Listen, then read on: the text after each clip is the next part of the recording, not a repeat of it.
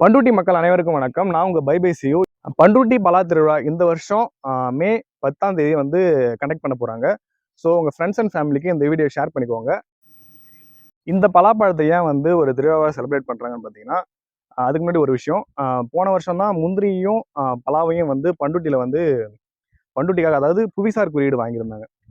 So அது வந்து எப்படி சொல்றது, அது இந்த மண்ணுக்கான கிடைச்ச ஒரு சர்டிஃபிகேட்னு வச்சுக்குவோம். ஸோ இந்த திருவிழாவோட முக்கிய நோக்கமே என்னன்னா, எல்லா மக்களிடையுமே வந்து பலாப்பழத்தையும் முந்திரி பழத்தையும் போய் சேர்க்கணும். அது வந்து டிஃப்ரெண்ட் சைடில் போய் சேர்க்கணுன்றதான் வந்து இது மெயின் கான்செப்ட். இந்த திருவிழாவுக்கு ஆல்ரெடி நிறைய பேர் வந்திருப்பாங்க, அனுபவப்பட்டிருப்பாங்க. ஸோ அவங்க எல்லாமே பஸ்ல வந்து ரொம்ப தூரம் நடந்து தான் வந்து இந்த திருவிழாவுக்கு வந்து வந்திருப்பாங்க. ஸோ அவங்களோட எக்ஸ்பீரியன்ஸுமே இந்த கீழே கமெண்ட்ல வந்தா படிச்சு பாருங்க. அப்படி இந்த திருவிழாவில் என்ன பிரத்யேகமா இருக்குன்னு பார்த்தீங்கன்னா, முழுக்க முழுக்க பலாவை வச்சு என்னென்ன உணவுகள் ரெடி பண்றாங்கன்றத நம்மளுக்கு கண்காட்சி கொடுப்பாங்க. இந்த வருஷம் பார்த்தீங்கன்னா பனிக்கூட, அதாவது ஐஸ்கிரீம் வந்து பலாப்பழத்துல இருந்து தயாரிக்கக்கூடிய ஐஸ்கிரீம், அப்புறம் வந்து காஃபி, சூடா காஃபின்னு சொல்லியிருக்காங்க. ஸோ இந்த டைம் பார்த்தீங்கன்னா பலாப்பழத்துல ரெடி ரெடி பண்ணக்கூடிய காஃபி சொல்லியிருக்காங்க. இதை ட்ரை பண்ணி பார்க்கலாம் இந்த வருஷம்.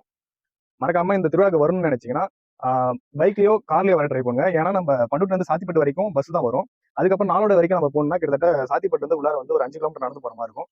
ஸோ வரணும்னு நினைச்சீங்கன்னா சைக்கிளோ, டூ வீலர்லோ வாங்க, அப்படின்னா கார்ல வாங்க. ஃபேமிலியோட நம்ம பேஜை மறக்காம ஃபாலோ பண்ணிக்கோங்க. உங்க ஃப்ரெண்ட்ஸ் அண்ட் ஃபேமிலிக்கு ஷேர் பண்ணிக்கோங்க. Bye see you. Next video சந்திக்கிறேன்.